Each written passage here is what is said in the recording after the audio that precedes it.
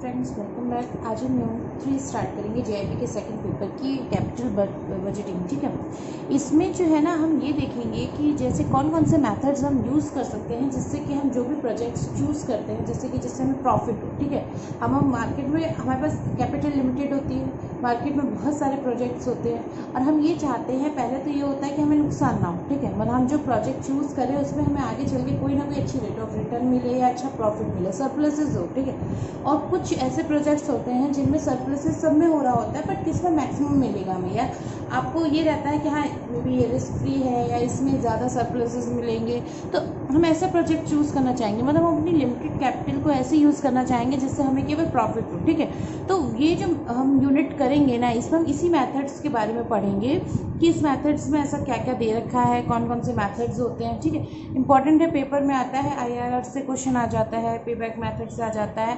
ठीक है, उसके न्यूमेरिकल्स तो मैं आपको बाद में प्रोवाइड कराऊंगी। आज हम केवल चैप्टर के थ्योरेटिकल पोर्शन पढ़ लेते हैं। ठीक है, और बाकी कुछ पॉइंट्स ऐसे हैं जो मे भी आपको जब मैं थ्योरेटिकल बताऊँ तो आपको क्लियर ना हो, तो वो आपको जब मैं न्यूमेरिकल कराऊंगी ना तो आपको बिल्कुल क्लियर हो जाएगा। ठीक है, शुरू करते हैं। चलिए, money has a time value. ठीक है, सीधी सी बात है कि आपका जो पैसा होता है उसकी एक टाइम वैल्यू होती है। आज प्रेजेंट वैल्यू उसकी कुछ और हो सकती है, फ्यूचर में मे बी वो बढ़ सकती है, मे बी वो घट सकती है, दोनों कंडीशंस रहती हैं। ठीक है, तो वही चीज़ है कि money has a time value. ठीक है, फिर क्या है, प्रेजेंट वैल्यू एंड डिस्काउंटिंग। अब इसका क्या मतलब है कि जैसे आपका क्वेश्चन ये बोल रहा है कि अगर आप प्रेजेंट वैल्यू क्या है और उसमें डिस्काउंटिंग मेथड लगा के या कैसे करके आप क्या वैल्यू बनती है। ठीक है, तो एक फॉर्मूला होता है ये वाला, इसको हम बस याद कर लेते हैं कि present value is equal to P, जिसको पी से डिनोट कर रहे हैं, is equal to M divided by 1 + r की पावर n। ठीक है, अब देखो इसका क्या है, इस फॉर्मूले को आपको याद कर लेना है क्योंकि कभी कभी पेपर में कुछ ऐसा क्वेश्चन आ जाते हैं जिसमें प्रेजेंट वैल्यू डिस्काउंटिंग से रिलेटेड क्वेश्चन रहते हैं। ठीक है, ये वैसे ही मेथड है जो हमने यूनिट 1 में किया था, तो कोई कुछ अलग नहीं है, बस एक यहाँ पे दोबारा बता दिया गया है कि प्रेजेंट वैल्यू का क्या मतलब यूज़ है यहाँ पे। अब देखिए क्या यूज़ है, the use of present time as a common reference point rather than some of time in particular useful when comparing projects of different lengths of life. ठीक है, क्या बोल रहा है कि जैसे आपके पास, अब देखिए प्रोजेक्ट्स बहुत सारे होते हैं, अब कोई 5 साल के प्रोजेक्ट होते हैं, कोई 10 साल के प्रोजेक्ट होते हैं, तो सबकी डिफरेंट लाइफ होती है प्रोजेक्ट्स की। तो वो ये बोल रहा है कि हम कोई एक कॉमन रेफरेंस ले लेते हैं पॉइंट का, जहाँ से हमें, अब देखिए अब हम हमारे डिफरेंट लेंथ ऑफ टाइम है, अगर हम उसमें यूज़ करेंगे कोई फॉर्मूला और हम फ्यूचर की वैल्यू को देखेंगे, प्रिडिक्ट करेंगे, तो मे बी वो अच्छे से नहीं आएगा ना, क्योंकि आपका लेंथ अलग है, फ्यूचर की बहुत सी कंडीशंस अलग हो जाती है। तो हम प्रेजेंट वैल्यू को फोकस करके हम ये निकालते हैं कि चलिए ठीक है, जो भी लेंथ है कि अगर हम इतना इतना इसमें रखेंगे तो क्या हमें प्रॉफिट रहेगा, क्या सरप्लसेस रहेंगे, तो वो चीज़ यहाँ पे है। फिर क्या है, देखो एक इन्होंने एक दिया हुआ है यहाँ पे, जैसे ये आपका ईयर दे दिया कि कैसा करते हैं, कैश इनफ्लो ये आ रहा है आपका। ठीक है, अब इसमें क्या हुआ, डिस्काउंटिंग फैक्टर इन्होंने जो आर लिया वो 10% ले लिया और प्रेजेंट वैल्यू ये निकाल ली। समझ रहे हो ना, मतलब अगर हम इसकी बात करें इस वाले फॉर्मूला की, तो इसमें आपका एम जो है ना ये कैश फ्लो वाली वैल्यू हो गई, ये रखते जा रहे हो आप। इसमें 1 + r ये रहा, 1 + r, r कितना है आपका 10% है, और ये ईयर है, एन जो है आपका ईयर हो गया। तो अब जब इसमें वैल्यूज में फॉर्मूला रखोगे तो ये आपकी प्रेजेंट वैल्यूज आती जाएंगी। क्लियर हो रहा है ना, अब आपको समझ में आ रहा होगा कि ये फॉर्मूला कैसे यूज हो रहा है। तो इसने क्या किया ना, आपका डिफरेंट डिफरेंट ईयर्स, अब देखिए कोई भी लेंथ हो, ये आपकी लेंथ पे ये कैश इनफ्लोज आ रहा है कि ठीक है हम इतना कैपिटल लगा रहे हैं, इतना ROR के साथ रिटर्न होके आ रहा है, फिर आपकी प्रेजेंट वैल्यू कितनी आ गई, ये आ गई। तो ये हमारा एक तरीके से एक टेबल बन जाती है, फिर इसको हम जब टोटल करके निकालते हैं ना तो हमें पता चलता है, लेकिन उसके मैथड्स अलग अलग हैं, हर मतलब सेम इसमें ये नहीं होता, वो हम अभी आगे समझेंगे। पहले क्या है, प्रेजेंट वैल्यू टेबल देख लेते हैं। देखिए इसमें मैं बस आपको ये बता दे रही हूँ कि डिस्काउंट टेबल जो होते हैं ना वो 2 टाइप से होते हैं, present value of ₹1 and present value of annuity of ₹1। ठीक है, इतना इंपॉर्टेंट नहीं है तो हम इस पर इतना ज़्यादा फोकस नहीं करेंगे हम। फिर क्या है, discounted cash flow techniques for investment. ठीक है, अब कौन सी डिस्काउंटेड कैश फ्लो टेक्निक्स होती हैं जो हम इन्वेस्टमेंट के लिए यूज़ करते हैं, एक तो NPV होती है आपकी, नेट प्रेजेंट वैल्यू, और एक आपका IRR होता है। IRR क्या है, इंटरनल रेट ऑफ रिटर्न। ठीक है, अब NPV में क्या होता है ना, आपकी जितनी प्रेजेंट वैल्यूज होती हैं उनको टोटल कर लेते हैं। ठीक है, और उसके बाद ये देखते हैं कि नेगेटिव आ रहा है, पॉजिटिव आ रहा है, क्या रह रहा है, उसके हिसाब से हम इसमें डिसाइड करते हैं कि हमें कौन सा प्रोजेक्ट लेना है। IRR में आपका रेट ऑफ रिटर्न पे डिपेंड करता है। चलिए हम देखते हैं, समझते हैं इसको आगे, जिससे हम आगे आगे बढ़ते जाएंगे तो आपको क्लियर होता जाएगा। NPV method involves comparing the present value of the future cash flow of an investment opportunity with the cash outlay that is required to finance the opportunity. ठीक है, अब हम इसको इसकी हिंदी समझाने से अच्छा मैं आपको पहले एक फॉर्मूला समझा देती हूँ। एनपीवी का फॉर्मूला क्या होता है, C1 1 + R1, C2 1 + R2, C3 1 + R3। ये आपके कैश फ्लोज हैं, ये आपका रेट ऑफ इंटरेस्ट है और ये आपकी जो ईयर आपका रिप्रेजेंट कर रहा है। ठीक है, जितने ईयर दिए होंगे उतने आप ये बना लोगे, माइनस कर दोगे आई से। इसको अगर आप समराइज करके लिखोगे ना, जैसे होता है summation of C divided by 1 + R की पावर n माइनस आई। ठीक है, अब इसके बाद क्या बोलता है कि अगर एनपीवी की वैल्यू जो है वो नेगेटिव आती है तो हम उसमें जो सरप्लसेस हो रहा है उसमें डिफिसिट हो रहा है, मतलब हमको नुकसान होगा उसमें, तो हम उसको नहीं लेते हैं। जिससे क्या होगा ना, अगर हमारा डिफिसिट होगा तो हमने तो एक तो जो कैपिटल लगाई उसमें हमें नुकसान हो रहा है, तो बढ़ तो नहीं रहा है लेकिन कम और हो जा रहा है। हमारा जो शेयर होल्डर की वेल्थ होती है या जो हमारे पास कैपिटल होती है वो हमारी और कम हो जाती है। तो हम ऐसे प्रोजेक्ट्स को अंडरटेक नहीं करते, हम छोड़ देते हैं ऐसे प्रोजेक्ट्स। अब एक हमारे कुछ प्रोजेक्ट, अब देखिए सीधी सी बात है, अगर नेगेटिव नहीं लेना तो हम कौन से प्रोजेक्ट्स लेंगे जो पॉजिटिव होंगे, जिसकी जैसे हम जब ये कैलकुलेट करके निकालेंगे और पॉजिटिव एंड वैल्यू आएगी नीचे, जब आप पूरा समराइज करते हो, डाउन कर देते हो सारा, तो फिर हम वाले प्रोजेक्ट्स लेते हैं। अब देखिए कुछ ऐसे प्रोजेक्ट्स होते हैं जहाँ पे म्यूचुअल वाले होते हैं, जिनमें 3-4 ऐसे हो जाते हैं जिनमें 3-4 की वैल्यू पॉजिटिव होती है। तो इसमें जो सबसे हाईएस्ट एनपीवी वाला होता है, जो सबसे हाईएस्ट पॉजिटिव एनपीवी वाला होता है, हम उसको ले लेते हैं प्रोजेक्ट्स को। ठीक है, फिर क्या है, internal rate of return, IRR method of investment appraisal. ठीक है, इसमें हम क्या समझेंगे कि इंटरनल रेट ऑफ रिटर्न का यूज़ करके कैसे इन्वेस्टमेंट अप्रेजल की जाती है। ठीक है, देखिए एनपीवी के कंपैरिजन में IRR मेथड ज़्यादा यूज़ होता है, लेकिन इसके भी कुछ ड्रॉबैक्स रहते हैं, वो सब हम अभी समझेंगे। क्या है, this method for investment appraisal. ठीक है, वही चीज़ इन्वेस्टमेंट अप्रेज, एनपीवी भी उसी के लिए यूज़ हो रहा है। इसमें देखिए आपका जो ये रहता है, ये हम जीरो लेके चलते हैं। एनपीवी यहाँ पे आपकी कोई वैल्यू आएगी, यहाँ पे हम जीरो लेके चलते हैं। फॉर्मूला बाकी सारा सेम है, C1 1 + R की पावर 1, C2 1 + R की पावर 2, C3 I हुई। समराइज करोगे तो C 1 + R की पावर n माइनस आई, और यहाँ पे एनपीवी रहता था आपका, वहाँ पे कोई यहाँ पे जीरो रहता है। ठीक है, इसमें क्या होता है, provides a measure of the rate of return earned on that capital that was used in the project. ठीक है, मीन्स क्या हुआ कि आपका रेट ऑफ रिटर्न क्या मिलेगा आपको, कितनी मतलब रेट में मतलब आया, जो रेट ऑफ रिटर्न है वो आपको कितना अर्न हुआ कैपिटल में।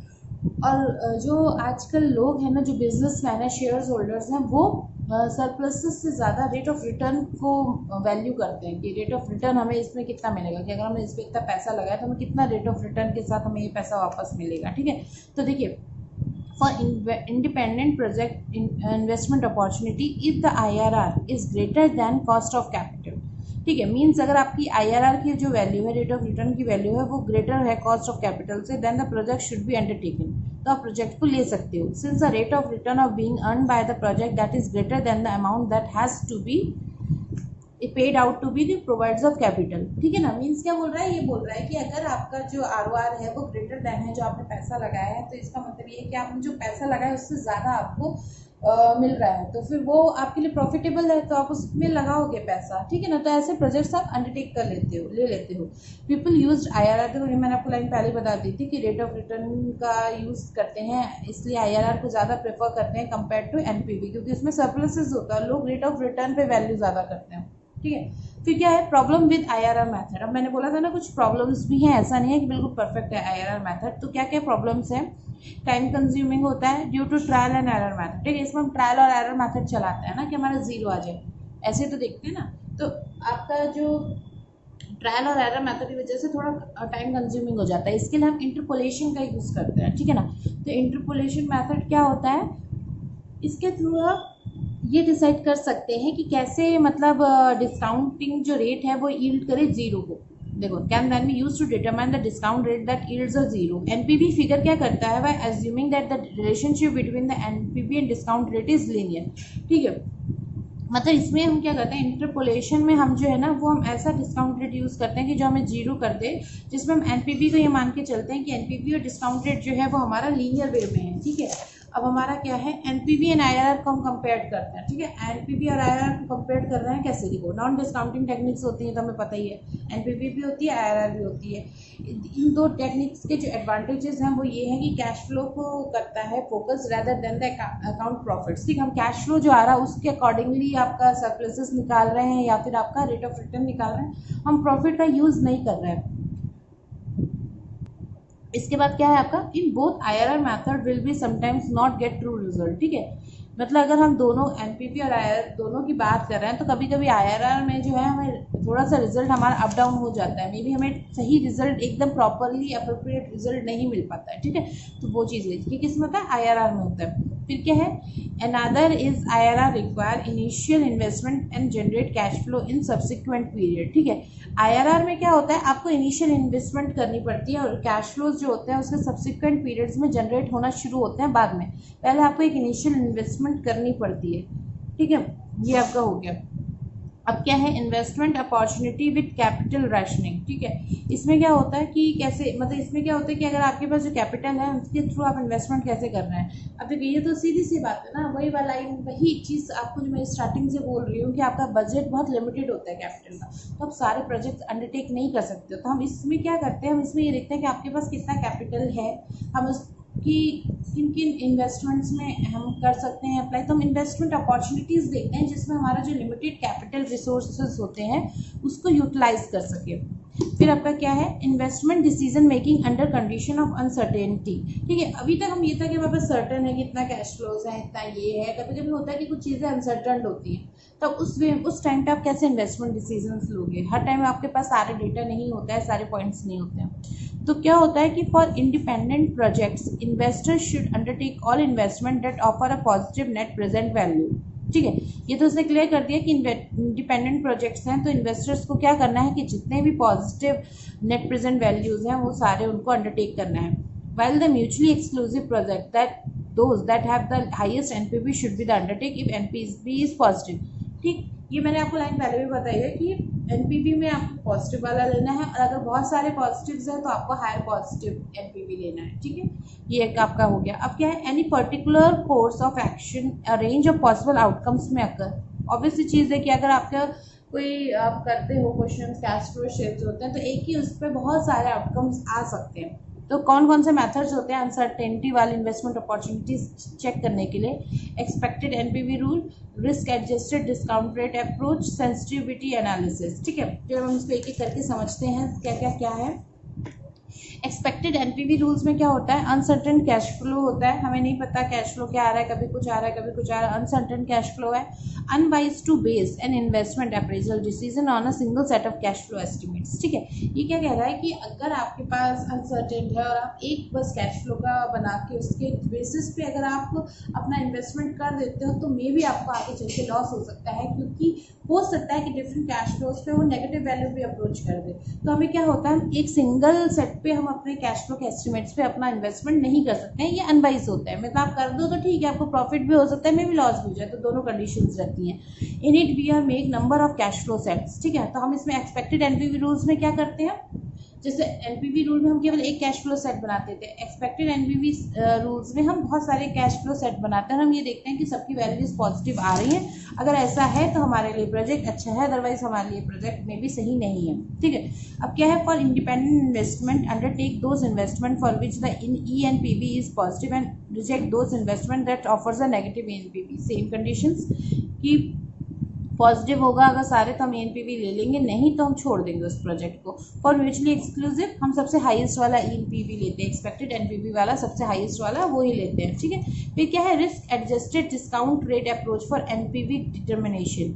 इसमें क्या होता है, ये अप्रोच में क्या होता है कि this approach is to investment decision making process is an attempt to deal with problem caused by an absence of certainty in a relation to cash flow in a manner that takes an account of the risk attitude of those people on whose behalf the decision is being made, ठीक है। Means क्या हुआ, इसमें क्या होता है कि आपके पास कुछ ऐसे होते हैं जैसे कुछ ऐसे कैश फ्लोज होते हैं जिनमें आपको सर्टेनिटी नहीं है, आपको नहीं पता कि क्या है, अगर आप क्या क्या प्रॉब्लम कॉज्ड हो जाएंगी अगर आप उस इन्वेस्टमेंट को पिक करते हो। तो इसमें हम क्या करते हैं, चेक करते हैं कि क्या क्या रिस्क आ सकते हैं और आपका कैसे, मतलब ये कैसे जो लोग हैं वो उनके जो डिसीजन मेकिंग पावर में है उनके डिसीजंस को डिफाइन कर रहे हैं, कौन कौन से उनके डिसीजन की वजह से रिस्क अप्रोच हो सकते हैं आपको, तो वो सब हम इसमें फैक्टर्स कंसीडर करते हैं। तो क्या होता है, the higher the level of a risk the greater must be the rate of return. Obviously चीज़ है, जहाँ आपको ज़्यादा कोई चीज़ मिलती है ना, इट मीन्स वहाँ पर रिस्क उतना ही ज़्यादा होता है। अगर आप शेयर मार्केट में पैसा लगा रहे हो मान लो, और अगर आपको वहाँ पर बहुत ज़्यादा रेट ऑफ रिटर्न मिल रहा है तो आपको पता है कि अगर प्रॉफिट हुआ तो बहुत हाई पे जाएगा और अगर लॉस हुआ तो उतना ही ज़्यादा नुकसान होगा आपको। तो आपको ये पता है ना कि हायर लेवल ऑफ रिस्क होता है, तो आपको ये श्योर साइड में है कि आपको रेट ऑफ रिटर्न ज़्यादा मिलेगा। ठीक है, अब क्या हुआ, the risk adjusted rate of return approach puts the simple concept into practice. Obviously चीज़ है, सिंपल है, अगर हायर लेवल ऑफ रिस्क है तो ग्रेटर है, नहीं है तो कम है।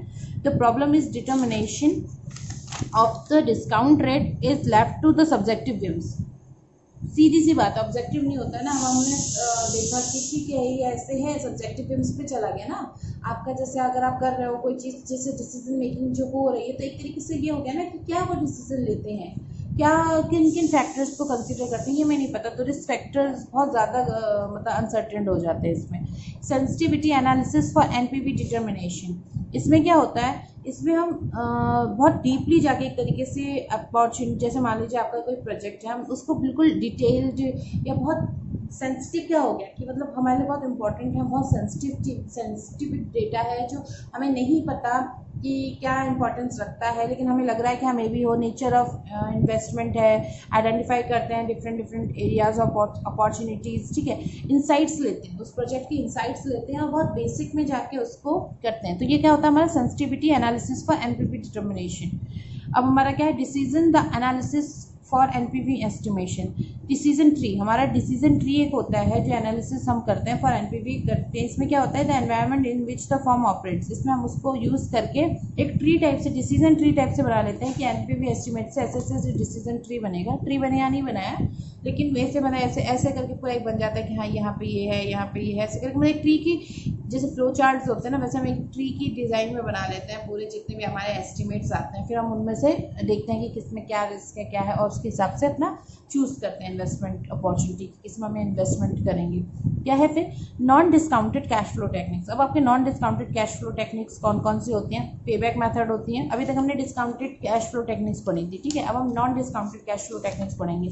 और क्या होता है, accounting and rate of return method. ठीक है, तो पहले देखते हैं पेबैक मेथड क्या होता है। All investment appraisal techniques are seeking to identify whether the cash flows resulting from an investment are sufficient to make the investment worthwhile। ठीक है, मीन्स क्या हुआ कि जैसे जितने भी इन्वेस्टमेंट अप्रेजल टेक्निक्स हैं वो ये तो आइडेंटिफाई करने की कोशिश करते हैं कि कैश फ्लो से जो रिजल्ट आ रहा है इन्वेस्टमेंट के लिए, क्या वो सफिशिएंट है, क्या उसकी बेसिस पे ही हम सारा पैसा एक इन्वेस्टमेंट में लगा सकते हैं। ठीक है, तो क्या होता है, ये क्या पेबैक मेथड क्या मेजर करता है, ये लेंथ ऑफ टाइम मेजर करता है। ये मतलब लेंथ डिफाइन करता है कि जो टाइम लगेगा मेजर, उसको मेजर करता है। किस चीज़ के लिए लगेगा time, taken before the received investments are measured on the net cash flow resulting from the project being undertaken. Means क्या हुआ कि आपने जो प्रोजेक्ट लिया है उसको, उसमें पैसा लगाने के बाद से जो आपको प्रॉफिट एक मिलेगा, उतने टाइम पीरियड के बीच का जो टाइम होता है ना, कि जैसे taken before the received investment, ठीक है, are measured as the net cash flow resulting from the project being undertaken. कि आपने जो रिसीव किया है और उसके बाद जो प्रोजेक्ट अंडरटेक हुआ है, जो उसके बीच का जो लेंथ ऑफ टाइम होता है कि कितना टाइम लग रहा है, कितना पेबैक आपको उसके बाद मिलना शुरू होगा, तो वो सब चीज़ें इसके अंदर कंसीडर की जाती हैं। और ये non discounted cash flow technique होती है, आपको ये भी माइंड में रखना है। ठीक है, accounting rate of return method ARR, इसमें क्या होता है, it measures the profitability of investment by using the accounting profit given in the financial statement. ठीक है, ये क्या करता है कि अगर आप कोई इन्वेस्टमेंट अपॉर्चुनिटी ले रहे हो तो उसकी जो प्रॉफिटेबिलिटी होती है उसको मेजर करता है। अब कैसे मेजर करेगा, आपको जो फाइनेंशियल स्टेटमेंट उस जैसे मान लीजिए अगर एक हो सकता है फिक्स्ड फाइनेंशियल स्टेटमेंट हो, एक हो सकता है कि ऐसे आपने प्रीवियस एक अजम्पशन करा है, फर्स्ट टाइम आप कर रहे हो, तो जो भी है उसमें अकाउंटिंग प्रॉफिट है उसको मेजर करने के लिए मेजर कैसे करते हैं, फॉर्मूला ये होता है एवरेज प्रॉफिट आफ्टर टैक्स। मतलब अगर आपने टैक्स पे कर दिया है उसके बाद जो आपका प्रॉफिट बन रहा है, divided by average value of investment, कितना एवरेज वैल्यू ऑफ इन्वेस्टमेंट हुआ था, उसके बाद आपका जो प्रॉफिट होता है टैक्स सबमिट करने के बाद, अगर आप उन दोनों को आपस में डिवाइड कर देते हो तो जो वैल्यू आती है वो आपका ARR होता है। ठीक है, मतलब कितना रेट ऑफ रिटर्न मिलेगा आपको उस प्रॉफिट पे। ठीक है, तो ये आपका था नॉन डिस्काउंटेड मेथड्स दो थे, पेबैक मेथड, ARR मेथड। इसके साथ हमारा यूनिट 3 कंप्लीट होता है। इसमें न्यूमेरिकल्स 2-4 बनते हैं जो पेपर में कभी कभी आते भी हैं, तो उससे रिलेटेड मैं आपको न्यूमेरिकल्स पढ़ाऊंगी।